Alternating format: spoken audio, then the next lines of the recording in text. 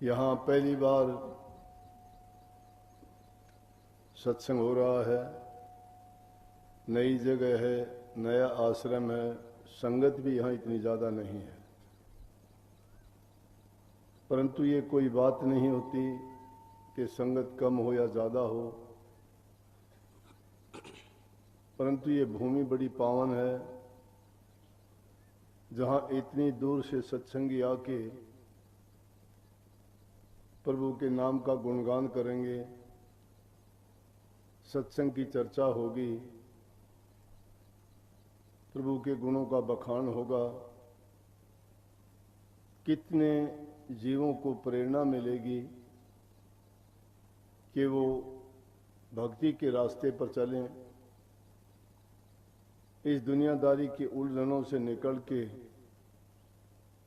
अपने निजी कल्याण के लिए गुरु की शरण में जाके नाम की कमाई करके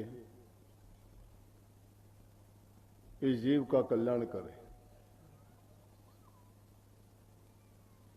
यहाँ से 2 आदमी जाया करते, एक तो बद्री था, बहुत पुराना सत्संगी था,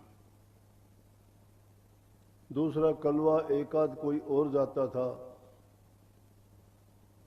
भाषा भी थोड़ी इनकी ऐसी समझ में आती थी, लेकिन इतनी दूर से चल के जाना, रेल में, बस में, अब तो साधन सुलभ हैं, परंतु इतनी दूर से भी ये लोग सत्संग के लिए जाया करते।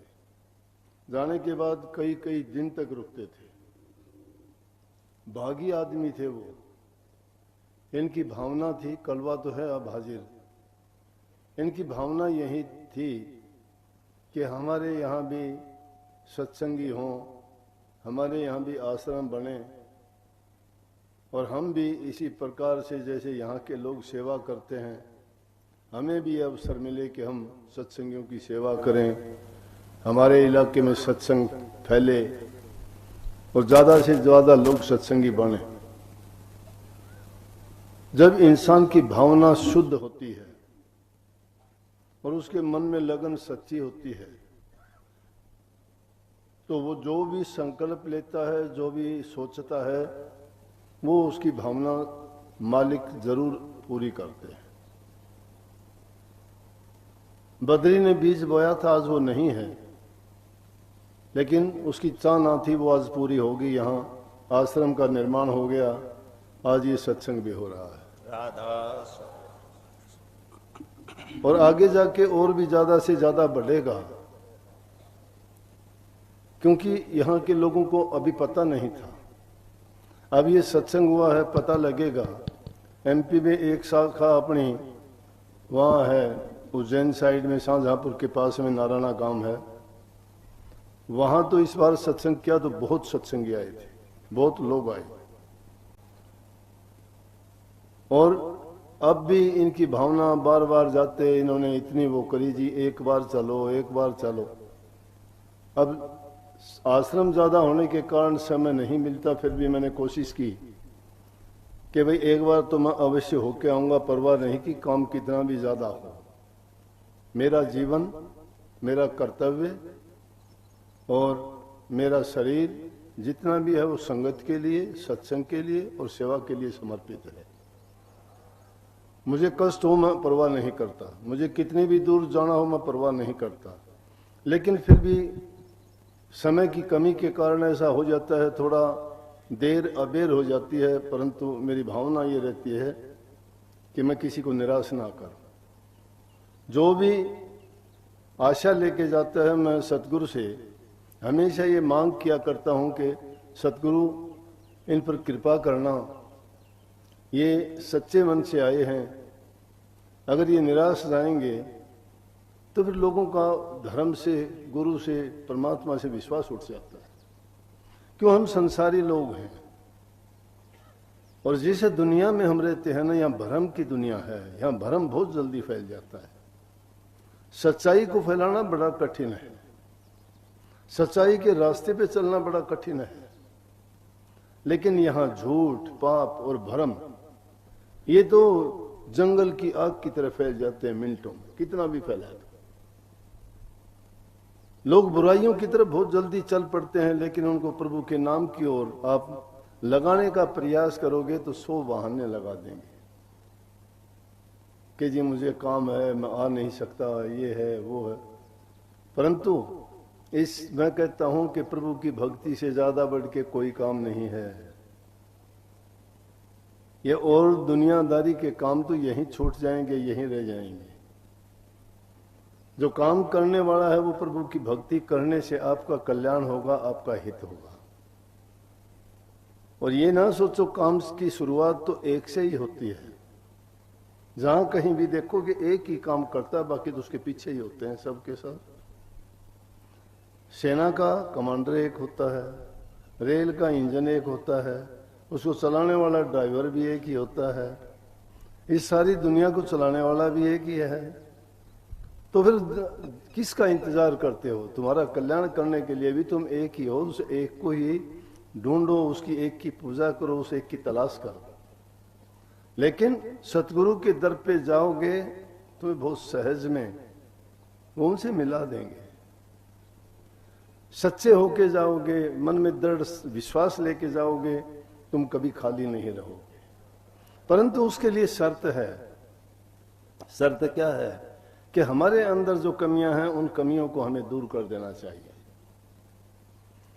उन कमियों को अगर दूर कर देंगे और एक पूरा संकल्प लेके जब मैदान में उतरेंगे कुछ करने के लिए, आप कर जाओगे वो काम। कोई भी चीज इस दुनिया में कठिन नहीं है जो नहीं कर सकते, हर इंसान कर सकता है।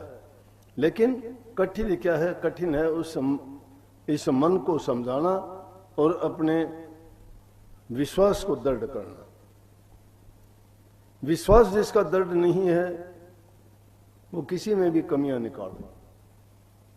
अपनी ओर नहीं झांकते हम, अपनी कमी को नहीं देखते हैं। हमारी आदत बन चुकी है, हम दूसरों की ओर देखते हैं। अपनी तुलना दूसरों से बुराई के लिए तो कर लेते हैं, अच्छाई के लिए कोई नहीं करता।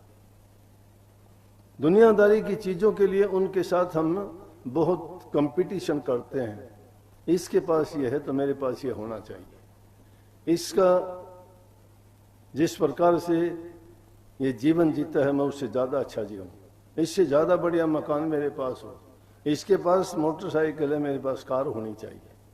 लेकिन ये कभी कोई नहीं सोचता कि मेरे विचार इससे ऊंचे होने चाहिए, मैं इससे बड़ा दानी होना चाहिए, मैं इससे ज्यादा दूसरे का हित चाहने वाला होना चाहिए। जो ये भावना बनाता है, ये भक्ति के रास्ते पे चलने के लिए हमारे मन विचारों को पक्का बनाते हैं। जब हमारे मन के विचार भावना हमारी शुद्ध हो, विचार हमारे पक्के हों, तो दुनिया की कोई ताकत हमें नहीं रोक सकती। वो काम जरूर होगा। समय लग सकता है, एक किसी के जल्दबाजी करने से या सोच लेने मात्र से नहीं।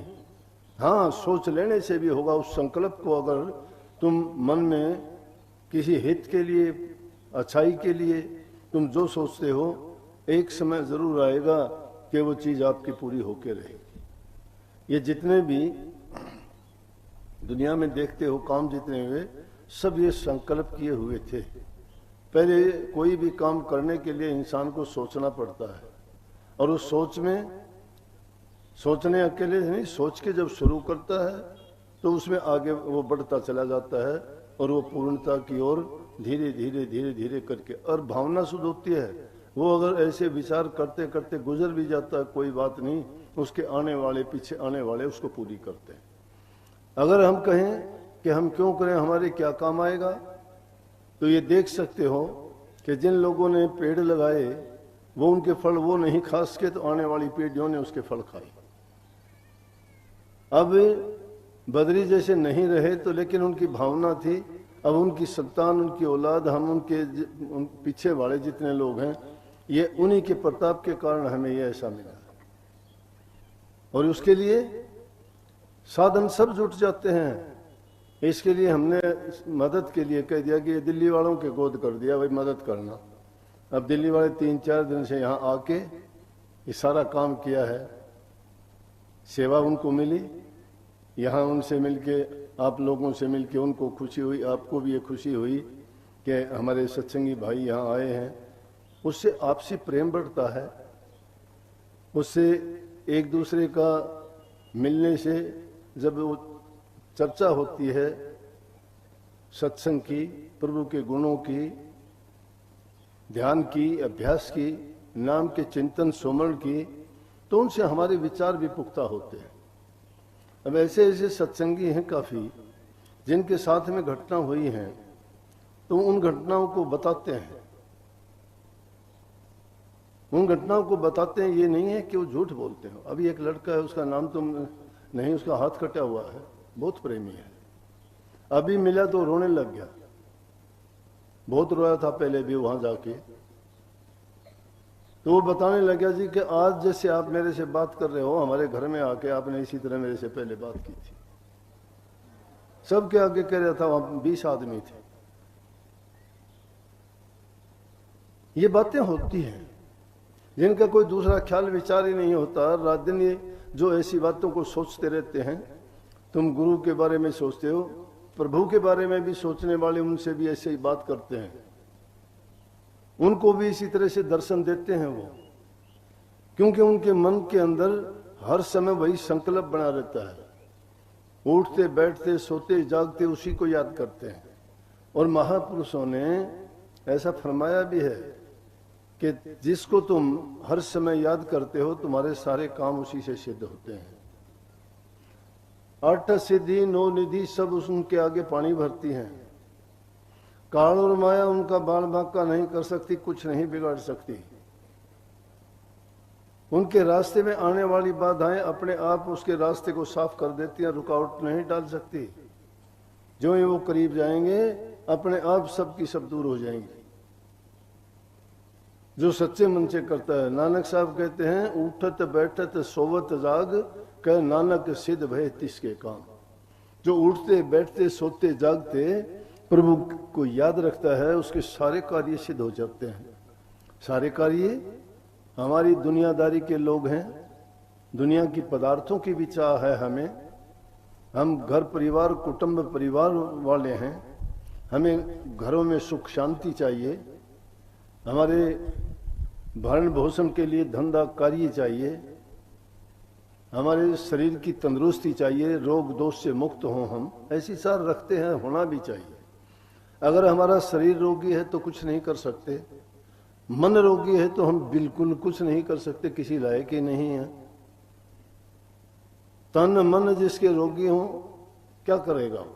लेकिन तन भी सही है जिसका, मन भी सही है और हर प्रकार से दुनिया के साधन संपन्न है, तो वो फिर भी अगर प्रभु की भक्ति नहीं करता है, सच्चे रास्ते पे नहीं चलता है, या ऊट पटांग बातों में अपना जीवन खो देता है, कोई शराब में, कोई कबाब में, कोई मांस मछली में, कोई जुआ खेलने में, कोई सट्टा लगाने में, कोई इधर उधर बर्बादी कर लेता है, विषय विकारों में पड़ के अपने जीवन को वो कोड़ियों के भाव बेच देता है।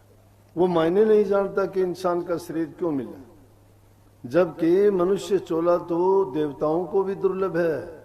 देवता भी कहते हैं कि हे प्रभु कि एक बार हमें इंसान का चोला मिल जाए। अब विशेषता क्या है, क्यों मिल जाए? मनुष्य के चोले में खूबी क्या है? जिसको मिला हुआ है वो तो उसका महत्व ही नहीं जानते, वो तो उसको बुरी बुरी चीजों में लगा के बर्बाद करते हैं। कितने ही लोग ऐसे देखते हैं कि कोई शराब के कारण इतना गुलाम हो जाता है कि उसको नशा नहीं छोड़ सकता, कोई अफीम चरस पी के ऐसा हो जाता है, कोई दूसरे जीवों की हत्या करके इस शरीर को उसने शमशान घाट बना लिया, इसमें दफनाता है जीवों को। कोई अंडे, कोई मुर्गे, कोई बकरे, कोई सुअर, कोई कुत्ते, इनको मार के खाते हैं। जो दूसरे जीवों को मार के इसमें शरीर में डाल, उनमें आनंद क्या है, उनमें मजा क्या है? अरे ऐसी चीज प्रकृति ने दी है जिससे किसी को कष्ट दुख भी ना हो, आपके शरीर में किसी प्रकार की रोग बीमारी भी ना लगे, बल्कि उसके उलट वो अपने स्वास्थ्य को अच्छा रखे, सुंदर बनाए, अच्छा आपको हष्ट पुष्ट रखे, आपके ख्याल विचारों को अच्छा रखे और हर प्रकार के रोगों से भी बचा के रखेगा। अगर कितने सुंदर सुंदर, कितने मीठे मीठे, कितना स्वादिष्ट फल बनाए, सब्जियां बनाई, अन्न है, लेकिन हम जीभ के स्वाद के लिए उनको भी बिगाड़ के अपने शरीर के लिए इस प्रकार से उनका प्रयोग करते हैं कि किसी को शुगर, किसी को ब्लड प्रेशर, किसी को कोई रोग, किसी को कोई रोग, उनको इस जीव के स्वाद के कारण उसको भी हम बिगाड़ के ही खाते हैं। अगर प्रकृति ने जो चीजें हमारे लिए बनाई हैं उनको उसी ढंग से हम अगर प्रयोग करें तो मैं कहता हूं इन रोग बीमारियों को तो आपको पता ही नाम भी नहीं जानोगे, आपको छुएंगी नहीं। अगर किसी को लगी भी तो भी वो अपने आप चली जाएंगी, आपको दवा दारू करने की जरूरत नहीं है। ये किस लिए कि हमारा जो खाने पीने का तरीका है, जीवन जीने का तरीका है, वो हमने खराब कर लिया है। हम समय पर कोई काम नहीं करते, रात के समय टाइम पर सोते नहीं हैं, सुबह जागने के समय उठते नहीं हैं। अरे रात सोने के लिए बनी थी, सुबह ब्रह्म मुहूर्त में उठते। ब्रह्म मुहूर्त कौन सा है? 2, 2:30, 3 बजे के बाद जब भी आपकी नींद पूरी हो जाए, अगर टाइम से सोओगे 3, 4 बजे तक आप 5, 6 घंटे आराम से सो के उठोगे, ताजगी होगी शरीर में, उस समय शांत वातावरण होगा। हमारे यहाँ शास्त्रों में कहते हैं, महापुरुषों ने फरमाया है कि उस वक्त में देवताओं का वास होता है। ऐसे शांत वातावरण में जब तुम जिसका जो इष्ट है, तुम्हें जो भी मंत्र दिया गया है, जो भी तुम्हें गुरु ने भक्ति करने का तरीका सिखाया है, उस तरीके के अनुसार एकांत में एकाग्र चित्त होके जब तुम अपने मालिक को, सतगुरु को, प्रभु को याद करोगे, आपका मन ऐसा लगेगा कि आप दुनियादारी की जितनी भी व्याधियां हैं, जितनी भी चीजें हैं, उनसे मुक्त हो जाओगे। जितने समय के लिए बैठोगे उस टाइम में जो तुम भक्ति रूपी कमाई करोगे वो तुम्हारे खजाने में ऐसी जमा होगी कि पूरा दिन आप एकदम खुश रहोगे, शांत चित्त रहोगे, मन में उमंग रहेगी, कोई भी काम करोगे उसमें मन लगेगा। लेकिन समय की हम कीमत कदर नहीं जानते, रात को सोते नहीं हैं, उसमें करते कि कोई टीवी देखता है, कोई फोन देखता है, कोई और ऊट पटांग कामों में लग जाता है। और जो समय होता है सोने का, जब तो सोते नहीं हैं, उठने का समय होता है फिर सो जाते हैं। सूरज निकलने के बाद जो इंसान उठता है उसकी सुस्ती पूरा दिन नहीं मिटती। समय पर सोना उठना, खाना इंसान का टाइम का होना चाहिए। ज्यादा खाने से कोई ज्यादा हष्ट पुष्ट नहीं होता। समय पर खाओ, शरीर को जितनी जरूरत है उतना खाओ, ये नहीं कि स्वादिष्ट मिला जो भी खा लिया। अरे भक्ति करना चाहते हो, नाम की कमाई करना चाहते हो तो आप ऐसे अनुशासित रहो। खाने का भी तरीका, खाने की मात्रा सही होनी चाहिए, भोजन आपका सात्विक होना चाहिए, बनाने वाले के ख्याल विचार अच्छे होने चाहिए। वो भोजन, सब्जी, जो भी चीज तुम प्रयोग करते हो वो शुद्ध कमाई की होनी चाहिए। जो इंसान शुद्ध कमाई की चीजें नहीं खाता है उसके शुद्ध विचार कभी हो नहीं सकते। बनाने वाले के ख्याल अगर अच्छे नहीं हैं, बनाते वक्त जो इंसान मन में कुछ सोच के या उदासी से या किसी दुख में उनको जब बनाता है तो क्या होता है कि वो ही परमाणु, वो ख्याल विचार उस चीज में चले जाते हैं। जो भी उसको खाता है तो उसके विचार भी उसी प्रकार दूषित हो जाते हैं।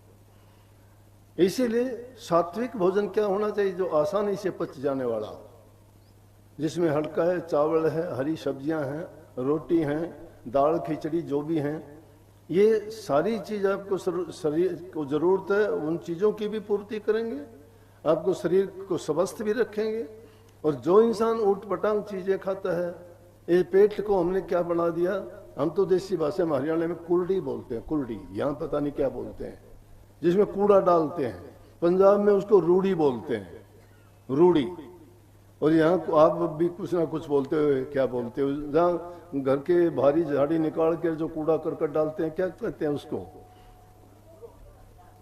तो जो भी चीज है उसको डालते हैं। बल्कि पंजाबी में कह के वो तो कहते हैं कि जो आदमी नेक काम नहीं करता ना, वो क्या है पता है? उसको कहते हैं रूढ़ी दा खोत्या, रूढ़ी दे खलोत्या, रूढ़ी नहीं मिटनी तेरी जिंद नहीं छूटनी। क्या है कि हम उसे कुलड़ी के गधे बन गए हैं, पंजाबी की कहावत है। रूढ़ी दे खोत्या, खोत्या खोते को कहते हैं गधे को, कि तू तो उस कुलड़ी का गधा है और तू उस पर कहो कि तू वो कुलड़ी का कूड़ा करकट ही खाता है, ये कुलड़ी मुकनी नहीं, तेरी जिंदगी छूटनी नहीं है। तो इसे दुनियादारी की चीजों को हम उसी प्रकार से प्रयोग करते हैं, ना समझी अनजाने में। सब कुछ जानते हुए भी हम अपने आप बर्बादी का रास्ता चुनते हैं।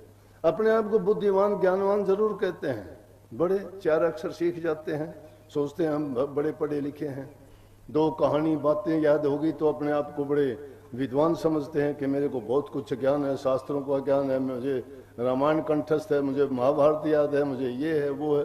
अरे क्या करोगे उनको याद करके? 2 अक्षर का नाम है प्रभु का नाम राम। उस राम को अगर याद कर लोगे तो वो सब चीज को पवित्र करने वाला है। आपके शरीर को पवित्र करेगा, जीवन को पवित्र कर देगा, आपके विचारों को पवित्र कर देगा। जिसका जीवन पवित्र है, जिसके ख्याल पवित्र है, जिसकी सोच पवित्र है, तो उसके हृदय में प्रभु का वास है। लेकिन हमारे ख्याल और विचार ही जब अच्छे सच्चे नहीं होंगे, उनके लिए हम प्रयास करते नहीं हैं। एक अभ्यासी के लिए मैं बताता हूं कि उसका रहन सहन अच्छा होना चाहिए, चरित्रवान होना चाहिए। जिसका चरित्र नहीं है ना, वो भक्ति क्या किसी भी काम को पूरा नहीं कर सकता। उसको रोग बीमारियां घेर लेती हैं, वो विचारों से ही बीमार होता है। चाहे शरीर कितना भी हस्त पुष्ट हो, लेकिन उसके विचारों में दीमक लग जाती है, वो अच्छी नहीं सोच सकता, हमेशा कुछ ना कुछ ऊट पटांग सोचता रहता है। चरित्रवान जो होगा, जिसका चरित्र है ऊंचा है, वही भक्ति में भी सफल होगा। वो जो भी काम करेगा, हर काम में उसको सफलता मिलेगी, क्योंकि वो दृढ़ संकल्प होगा उसका, और वो किसी भी छोटी मोटी काम बातों के कारण विचलित नहीं होगा। जो भी वो करना चाहेगा उसका संकल्प पक्का होगा। जब तक हमारा संकल्प पक्का नहीं है तो बेकार हो जाता है सब कुछ। कितना भी आप करने की कोशिश करते हो, अच्छा करते करते भी तुम्हारा बिगड़ जाएगा। इसलिए संगत हमारी नेक इंसानों के साथ होनी चाहिए, गुरुमुखों के साथ होनी चाहिए, दुष्ट लोगों के साथ नहीं। महापुरुषों ने फरमाया, दुष्ट संग न दिए विधाता तांते भलकर नरक ही बासा, कि दुष्टों का संग नहीं देना, उससे अच्छा तो हमें नरक में बासा दे देना। अच्छे इंसान का जिसको संग मिल जाता है वो उसको अच्छा बना देगा। देखो, पारस पत्थर में गुण होता है कि लोहा उसके पास रख दोगे उसको सोना बना देगा। पारस के छू जाने से लोहा भी सोना बन जाता है। चंदन के बाग में आग ढाक भी होने के कारण उनमें, उन पेड़ों में भी चंदन की खुशबू हो जाती है। गंगा के जल में गंदे नाले का पानी पड़ने के कारण वो भी गंगा जल कहलाता है। तो संतों के संग में जाके जो इंसान मिल जाता है उसका भी कल्याण हो जाता है, संतों के संग में। क्योंकि संत भी उसी प्रकार से उसके जीवन को पवित्र बना देते हैं। चाहे गंगा जी में दूसरा पानी पड़ने के बाद कोई कहता है कि कोई नहीं, सब उसको गंगा जल कहेंगे, और गंगा जल पवित्र करता है, हर चीज को पवित्र करता है। चंदन के बाग में देखोगे, चंदन की लकड़ी के साथ में जो दूसरे पेड़ खड़े होते हैं, कोई चंदन के बागों से, आप यहाँ मध्य प्रदेश में या आपके यहाँ हैं चंदन के, इनका जो नारायणा के पास में हम पहले जब जाते थे, अब तो काट लिए। ये राम वर्गे ऐसे हैं कि इन्होंने काट काट के बेच दिए सारे, चोरी चोरी से। चोर बैठा है अपने यहाँ, एक था पहले, अब तो नहीं है। सारे पेड़ काट के बेच दिए, चोरी से काट लेता बेच, क्यों? चंदन महंगा बिकता है। लेकिन उस एरिया में जब जाते थे ना, गाड़ी जाती थी, खुशबू आनी शुरू हो जाती थी। तो उनके चंदन, अच्छी चीज की खुशबू वहीं आ जाती। नेक इंसानों के पास बैठोगे, उनके भी अच्छे गुण इसी प्रकार से चारों तरफ एक ऐसा वातावरण बना देते हैं कि उनके पास जाते ही आदमी को शांति मिलनी शुरू हो जाती है। उनके दिलों में भावना उनकी बदलनी शुरू हो जाती है। संतों के पास कौन सी शक्ति है? राम नाम की शक्ति है। वो राम नाम का सुमरण करते हैं, चिंतन करते हैं, भजन करते हैं, और उन्हीं का जो प्रभाव होता है उनके पास में जाने से, बैठने से, वो आपके विचारों को भी इसी प्रकार से पवित्र और शुद्ध बना देते हैं। और आप भी उसी लाइन में लग के अपना जीवन नहीं, एक नेक इंसान लाखों को त्यागने वाला बन जाता है। स्वामी दयानंद जी एक ही आए थे, आर्य समाज की स्थापना कर दी, दुनिया में डंका बज गया। नानक साहब एक आए थे, सिख धर्म बढ़ा दिया, पूरी दुनिया में सिख धर्म फैला हुआ है। कबीर साहब, पलटू साहब, दादू साहब जितने आए, आज उनके नाम से, उनके नामों के कोई कबीर पंथ चला हुआ है। राधा स्वामी मत में शिवदयाल सिंह जी महाराज आए आगरा में, उन्होंने राधा स्वामी नाम तो प्रभु के कितने भी लो अनेक हैं, लेकिन है तो वो एक ही। किसी भी रास्ते से जाओ, उसका नाम लेने वाला ये थोड़ा कहता है कि कोई शराब भी, कबाब भी, कोई मांस मिट्टी का सेवन करने वाला भी ये नहीं हो सकता। सभी के सब, दुनिया के जितने भी पंथ धर्म मजहब हैं, सभी ये बात सबसे पहले कहेंगे कि इंसान उत्तम प्रकृति का होना चाहिए। उत्तम प्रकृति कब होगी कि संतों के बताए हुए मार्ग पर चलोगे। संतों और संत मत की शिक्षा क्या है कि इंसान अपने अंदर अच्छे गुण लाए। और अच्छे गुण कैसे मिलेंगे? महापुरुषों के पास जाओ, उनके दर्शन करो, दर्शन करके उनके वचन को सुनो, वचन को सुन के उन वचनों को अपने जीवन में उतारो। जीवन में उतारने का मतलब ये नहीं है कि वो जो कहते जाते हैं उनके अनुसार काम करते चले जाओ, तुम्हारी बुराइयां मिटती चली जाएंगी, अच्छे गुणों का भंडार बढ़ता चला जाएगा और आप खुद ही ऐसे पवित्र हो जाओगे कि आपसे जो भी मिलेगा वो भी पवित्र हो जाएगा। ये नाम की खूबी है। लेकिन अगर किसी दुष्ट के संग पड़ के या उनका संग कर लिया तो वो आपको बुरी आदतें ही सिखाएंगे। इसलिए कही वो बात कि दुष्टों का संग प्रभु मत देना हमें। नेक इंसान के साथ उठो बैठो, उनके संग बैठने से आपका कभी कोई नुकसान नहीं होगा। संतों का संग में बैठना ऐसा है जैसे गंधी की बास। जिस प्रकार से इत्र बेचने वाला अपने हाथों से या अपने कपड़ों में इत्र नहीं छिड़कता कभी भी, लेकिन देखने वाले होते हैं, उनको दिखाने दिखाने में ही उसके पास खुशबू अपने आप ही हो जाती है। तो इसी प्रकार से संतों के पास जाके चाहे उनसे नाम की दीक्षा ना लो, धीरे धीरे करके तुम में वो गुण अपने आप आने शुरू हो जाएंगे। और संतों के पास है क्या? वो आपके जीवन के महत्व को समझा देंगे कि इंसान का चोला किस लिए हमें मिला था। ये नहीं जगह रोटी खाई, धंधा कर लिया, रात को सो गए, सुबह उठ के फिर चल दिए। ये जीवन तो पशु पक्षी जीव जंतु सारे के सारे अपना भोग भोगते हैं। वो भोग भूमियां हैं, कर्म भूमि सिर्फ इंसान की है। दूसरी योनि में कहीं भी उनको चेताने वाला ना तो गुरु मिलेगा, ना कोई उनको ऐसा अवसर मिलेगा कि वो अपना सुधार कर सके। वो उनकी भोग योनि है, बेचारे भोगते हैं।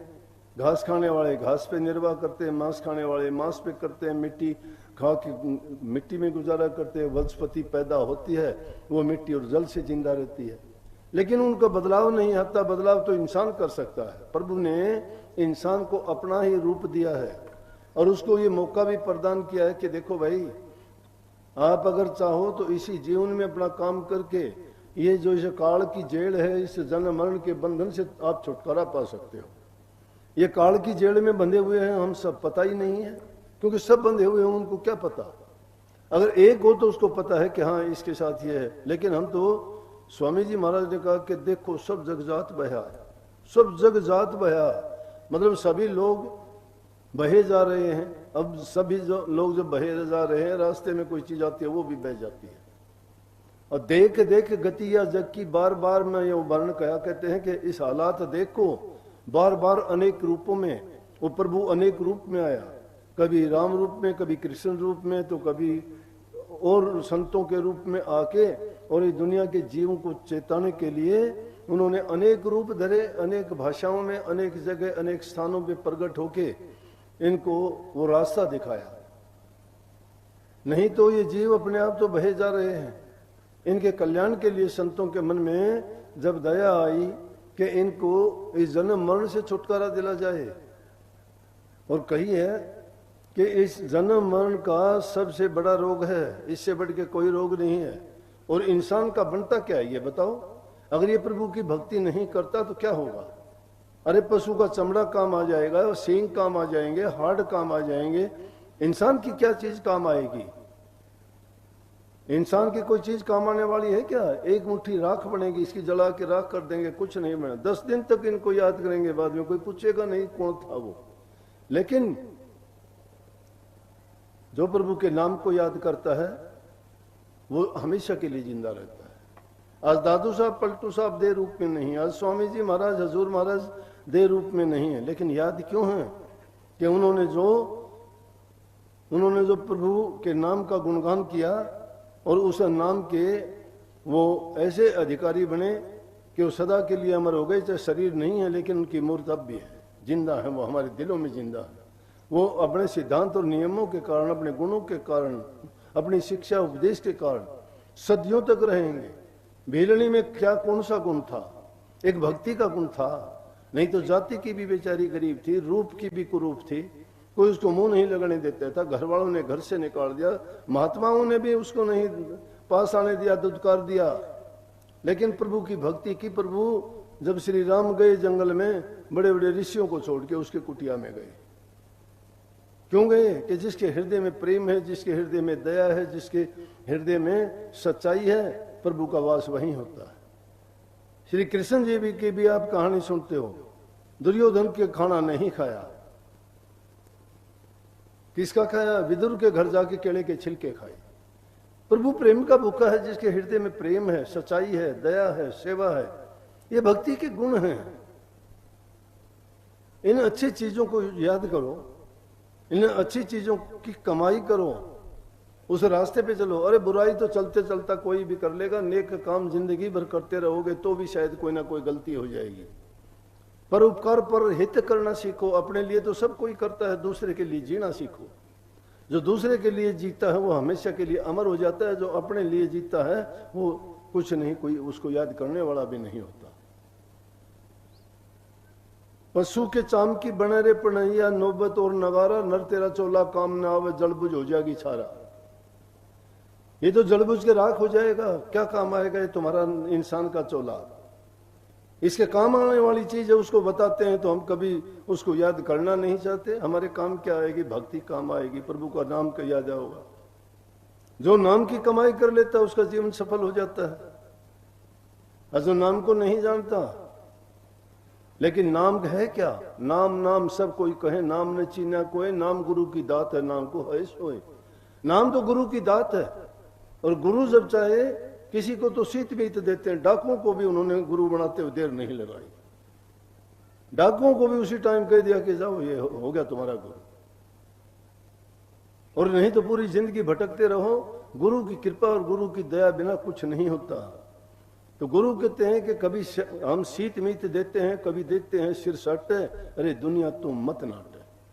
कभी हम सीत मीत देते हैं बिना किए, कभी ऐसी शर्त लगा देते हैं कि ये करेगा तो तुझे नाम मिलेगा, नहीं नहीं मिलेगा। नाम को वो लोग जानेंगे जिन्होंने नाम के लिए, जिनके हृदय में तड़प उठी और उसके लिए उन्होंने नाम की तलाश की। अब यही बात देख के तो मुझे ये तरस और ये दया आई कि देखो ये बेचारे गरीब आदमी, ये रेल में चल के जाते हैं, कहीं बसों में बैठ के जाते हैं, कभी इनको गर्मी में कभी सर्दी में, यार कितना कष्ट उठा के ये इतनी दूर आते हैं, तो इनको एक दिन का टाइम नहीं दे पाता। मेरी नींद हराम हो जाती है, मेरे दिल में तड़प उठती है कि मैं तो गाड़ी में चलते हुए भी मेरे को ये नहीं है कि मैं तो एक दिन में जाके भी वापस आ जाऊंगा और पैर नीचे भी नहीं रखूंगा। और ये बेचारे कितने दुख पाके और इस चीज के लिए आते हैं, फिर हम उनसे ना तो अच्छा बोल सकते हैं, ना उनको टाइम ज्यादा देते हैं। लेकिन उनके दिल से पूछ के देखो कि उनको कितनी खुशी मिलती है। दर्शन मात्र से वो अपने भाग्य को सराहते हैं कि हम धन्य हो गए। असल भक्ति है ये, वो नाम नहीं है। कभी नाम का झंडा नहीं होता। बड़ा दिखने से कोई बड़ा नहीं बन जाता। अपने आप को छोटा बनाओ, सेवा करो, प्रेम करो, भक्ति करो। अपने आप को छोटा दिखाओ, जितना छोटा दिखाओगे समझो उतनी ही तुम्हारा हृदय कोमल हो गया है, उतनी तुम्हारी हाजिरी प्रभु के दरबार में ज्यादा लगती है। लेकिन अपने आप को तुम खुद बनोगे। गुरु बढ़ाए सब बढ़े, बलकर बढ़ा ना कोई, बलकर के हिरणा कुछ रावण बढ़े, दिए जड़ा मूल से खोए। जो अपने बल से बढ़ना चाहता है कोई नहीं बढ़ पाया है। गुरु की ताकत काम करेगी। गुरु ही गुरु गाओ, गुरु ही गुरु गाओ। गुरु ही गुरु गान का मतलब यह नहीं है कि गुरु गुरु गुरु गुरु करते रहो, नहीं। गुरु ही गुरु गाओ का मतलब गुरु की बात को याद रखो, गुरु के दिए उपदेश को याद रखो, गुरु के दिए ज्ञान के अनुसार अपने जीवन को ढालो। उनके वचन को सुन के जो जो उन्होंने कहा है, वचन से दूर न जाओ। वचन की जो कार लगा दी गई उससे बाहर मत निकलो, उसके अनुशासन में रहो। गलती करते हैं। एक बार गुरु के सामने वचन भर लिया। हमारे देश की परंपरा रही है कि रघुकुल रीत सदा चली आई, प्राण जाए पर वचन न जाए। कि आदमी ने अगर प्रण कर लिया तो हमारे प्राण चले जाओ, वचन से नहीं हटना। जिस आदमी का वचन कोई नहीं है, आज कुछ कहता है कल को कुछ कहता है, उसका ठिकाना क्या है? कोई नहीं ठिकाना। मैं वो दूसरे की कहानी किसकी, मैं तो अपना रण रोना रो देता हूं ज्यादा से। रण रोना जानो सो, जैसा पति मर जाए तो औरत रोती है, रण रोना कहते हैं। मैं तो अपना ही रण देता हूं। मैं तो जब आया तो मैंने संकल्प भी लिया था कि अब तो जिंदगी बीतेगी तो सत्संग में ही बीतेंगे, जिएंगे तो इसी के लिए जिएंगे, मरेंगे तो यहीं मरेंगे। जीवन है सत्संग। ये थोड़ा है कि आज यहां कल वहां कल वहीं। सत्संगी जब हो गया, हमने कभी सोचा ही नहीं, गुरु ने कहा वही किया। गुरु कहते जाओ, मुझे बोलना तक नहीं आता था। अध्यापक रहा 27.5 साल तक, मैंने कोई कभी भाषण नहीं दिया। अब लाखों आदमियों के सामने बोलता हूं, नहीं कभी नहीं। महाराज जी बार बार कहते थे, नहीं ये गुरु की कृपा कहता हूं, गुरु की कृपा के बिना कोई काम नहीं होता। और गुरु जब मुख मोड़ लेता है तो उसके लिए सब कुछ खत्म हो जाता है, कुछ नहीं रहता। गुरुमुखों के लिए कहता हूं, जो गुरु की आज्ञा और गुरु के वचन में जो रहते उनके लिए है ये बात। और जब गुरु की आज्ञा को भूल जाता है उसको तो नरक में भी वासा नहीं मिलता। चाहे वो अपने मन में मस्त रहेगा, दुनियादारी की चीजें भी मिल जाएंगी, धन पैसा तो वेश्याओं के पास भी बहुत होता है, लेकिन प्रभु की भक्ति का मोल तोल नहीं है। ये धन से नहीं मिलती, सेवा से मिलती है, प्रेम से मिलती है, विश्वास से मिलती है, श्रद्धा यकीन में मिलती है। जो नाता सच्चा गुरु से जोड़ लिया जिसने प्यार का, उसको गुरुमुख कहते हैं। गुरु की आज्ञा में जो बरतता है वो गुरुमुख होता है, और गुरुमुख जो हो जाता है वो एक छिन्न में तिरता है। मनमुख हो जाता है। मनमुख कौन हो जाता है? अपनी मर्जी से जो काम करना शुरू कर देता है, नाम गुरु का लेता है, काम मर्जी के करता है, ऊपर से गुरु गुरु पड़ता है, मन के अंदर उसके खोट भरा हुआ है। अरे खोट भरी हुई चीज तो आग लपेटी रुई की तरह से है। अगर आग को रुई में लपेट दोगे कितनी देर तक वो रहेगी? रुई जल जाएगी, धुआं निकलेगा, बात आग दिखाई दे देगी आगे है। इसका मतलब झूठ की भक्ति नहीं, भक्ति सच्चाई की है। ये दिल की भक्ति है, और दिल का नाता जिससे जुड़ जाता है ना, वो अपनी जान कुर्बान करता है। दो शरीर एक रूप हो जाते हैं। वो कहने की जरूरत नहीं, वो दिल को दिल की राह होती है। सर्टिफिकेट नहीं दिखाना, प्रमाण नहीं देना, उसमें कोई कहने की बताने की जरूरत ही नहीं है। परीक्षा होती है, ऐसी घड़ी आती है विचलित कर देते हैं। रास्ते में अनेक बाधाएं आती हैं, और भक्ति के रास्ते में तो बहुत ज्यादा बाधा आती है। इतनी ज्यादा आती हैं कि घर के आदमी भी उसके दुश्मन हो जाते हैं। घर के आदमी भी, सगी औलाद दुश्मन हो जाएगी। इससे ज्यादा बढ़ के क्या बाधा होगी? मीराबाई जी के घर वाले दुश्मन हो गए। राणा जी ने, उसकी मां ने उसको जय तक देना स्वीकार कर लिया। कितना उसको दुख कष्ट दिया गया, लेकिन क्यों दिया? कि वो बाधाएं थी, वो परीक्षाएं थी। कीमती चीज ऐसे नहीं मिला करती। कीमती चीज जब मिलती है इंसान को बहुत कठिन मेहनत करनी पड़ती है। जोरी की दुकान में तुमने कभी देखे कि शोरूम में बाहर शीशे में गहने लगा रखे हो ना? अंदर होंगे, बहुत अंदर। बाहर तो चांदी के नकली नकली तो बाहर होंगे, असली जो होंगे वहां तो पहरेदार भी होंगे। एक बार मैं कनाडा में चला गया, वहां एक दुकान पे चले गए घड़ी देखने के लिए। तो उस घड़ी में अब बहुत कीमती घड़ी थी, हीरे जवाहरात जड़े हुए, और उसके आगे काले कपड़े पहने हुए, हाथ में बंदूक लिए हुए खड़े उस दुकान के सामने। बोला भाई ये क्यों? ने बोला इस दुकान में बहुत कीमती कीमती चीजें हैं ना, इसलिए पहरेदारी करते हैं उसकी। इसीलिए भक्ति तो उनसे भी हजारों गुना कीमती है, तो ये चीजें भी पहरेदारी करने के लिए हैं। तो मीराबाई के साथ में भी जब ऐसा हुआ तो उन्होंने तुलसीदास जी के सामने लेके भेज दिया, चिट्ठी लेके भेजी। क्या करिए हम? बोलो हमें घर के ही आदमी मेरे दुश्मन हो गए हैं। तुलसीदास जी ने जवाब में लिख के भेजा, जो तुम्हें राम के नाम से हटाता है उसको उसी प्रकार से त्याग दो जैसे प्रहलाद ने पिता को त्याग दिया। प्रहलाद ने पिता को त्याग दिया था। क्यों? कि हिरण्याकुश उसको मारना चाहता था, राम का नाम छुटाना चाहता था। और भरत ने अपनी मां को त्याग दिया, कैकेयी को राम से बेमुख करवा दिया था। विभीषण ने लंका को छोड़ दिया था क्योंकि रावण उसके राम से बेमुख करवाना चाहता था। इसलिए कहा कि जो तुम्हें राम से बेमुख करवाता है, चाहे वो घर के हो चाहे बाहर के हो, उसको त्याग देना चाहिए। लेकिन कुछ इन बातों की ओर ना जाके हम घर गृहस्थी वाले हैं, एक अच्छा जीवन जिए, अपना मेहनत हक हलाल की कमाई करके खाएं, माँ बाप सास ससुर की सेवा करें, अच्छा उनके साथ मीठा बर्ताव करें, जबान से अच्छा मीठा बोलें। कोई हमारा दुश्मन नहीं है, सभी उस परमात्मा की संतान है, सब हमारे भाई बंधु हैं। हम प्यार से रहेंगे, बदले में हमें उतना ही प्यार मिलेगा। जिसकी इज्जत करोगे तुम्हारी 1000 गुना इज्जत होगी।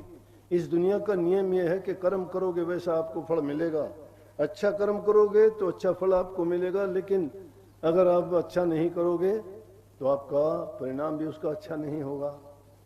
ये कभी हो नहीं सकता कि आक और बंबूड़ का पेट बोने वाला आम खा लेगा, नहीं। यह नहीं होगा कि जौ बो के और कोई गेहूं काट लेगा। जौ बोएगा तो जौ ही पैदा होंगे, गेहूं बोएगा गेहूं पैदा होंगे।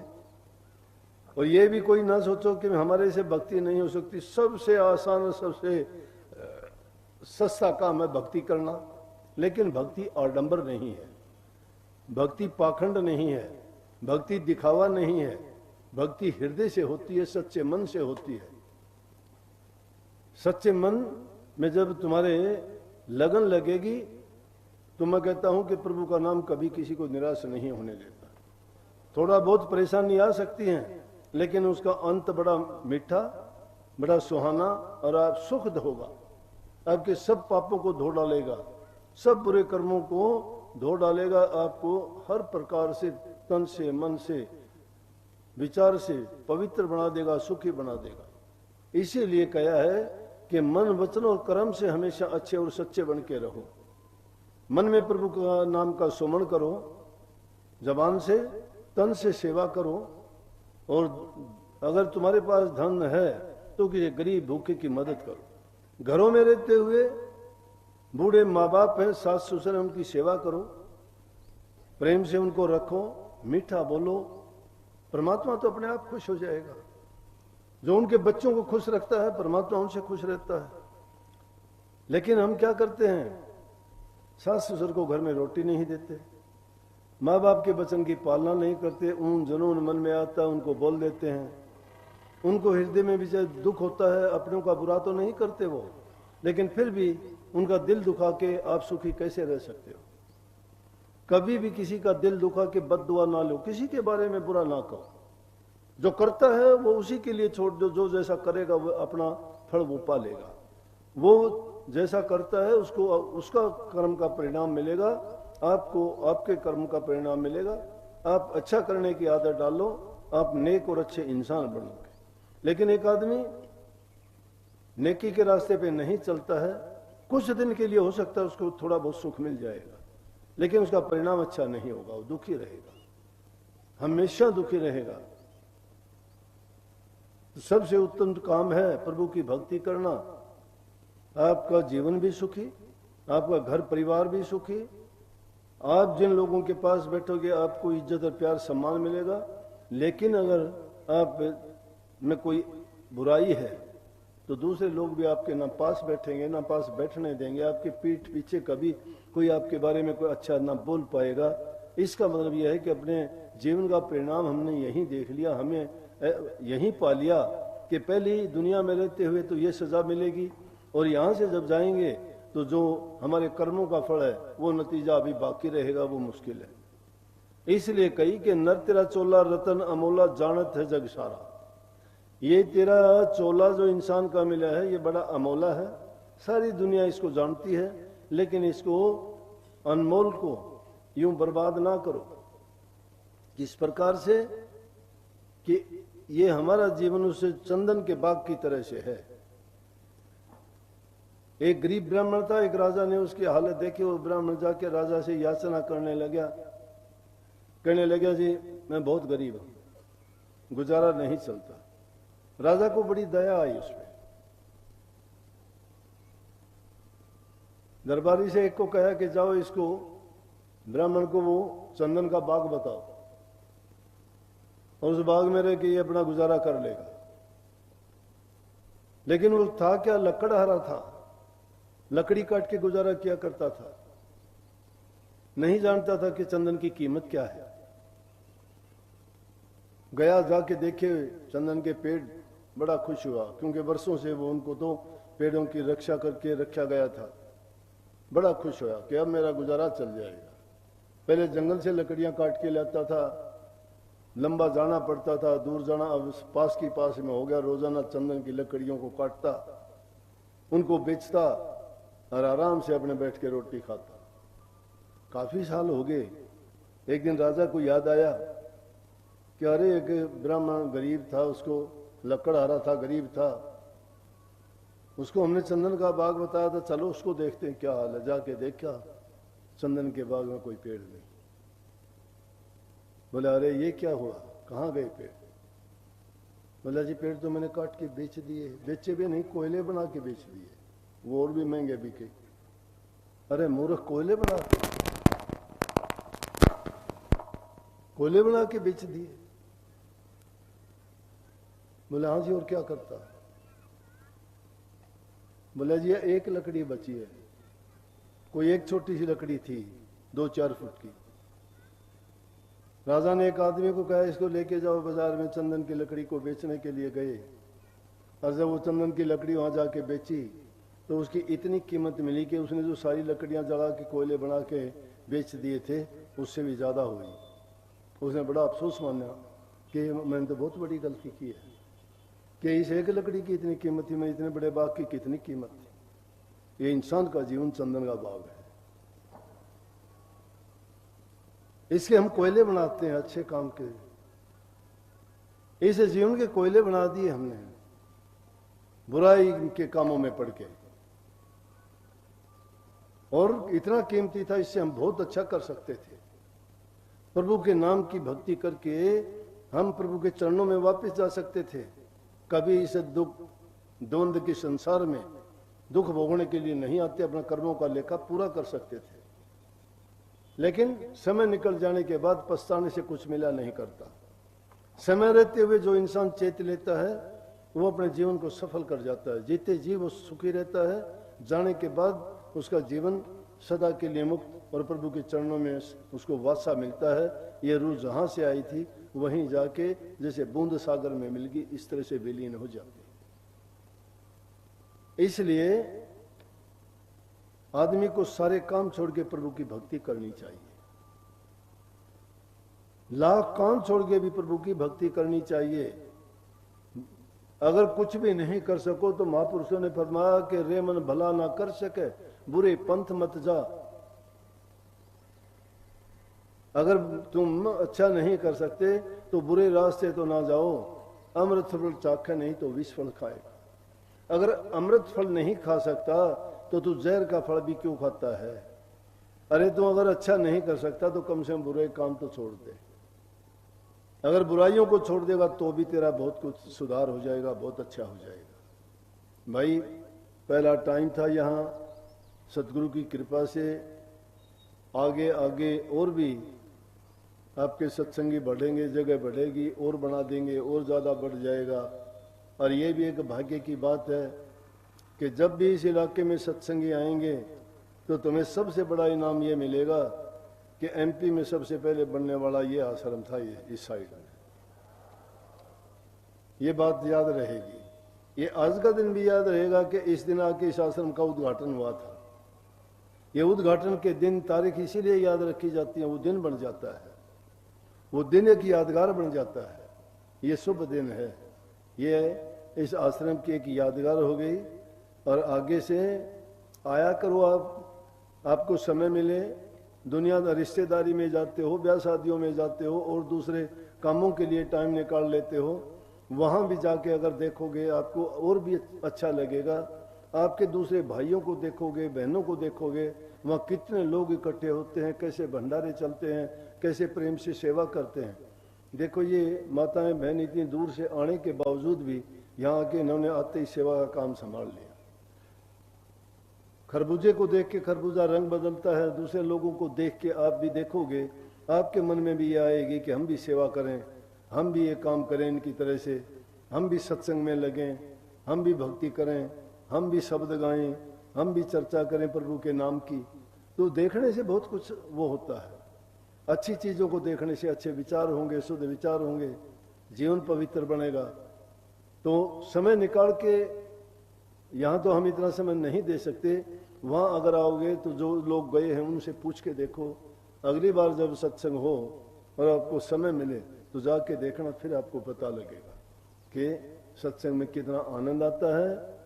आप सबको बहुत बहुत आशीर्वाद। मालिक आपको शांति दे, खुशहाली दे, आपके मन को भक्ति में लगाए और आप अच्छे अच्छे काम करो, बुराइयों से बचो और अपने जीवन को सुखी बनाओ। सबको बहुत आशीर्वाद। राधा स्वामी, राधा। अब पंडाल तुमने इतना बनाया था, उतना तो भाई भर दिया, ज्यादा बनाते ज्यादा भर देते। तुम्हारी नीयत छोटी थी इसलिए रह गया ये। बताओ, देख लो भाई, अगर बड़ा पंडाल वहां तक का बना देते, वहां तक का भी भरता ये। आजमानी थी तुमने ये बात, लेकिन तुमने ऐसा सोचा तो ऐसा ही कर दिया।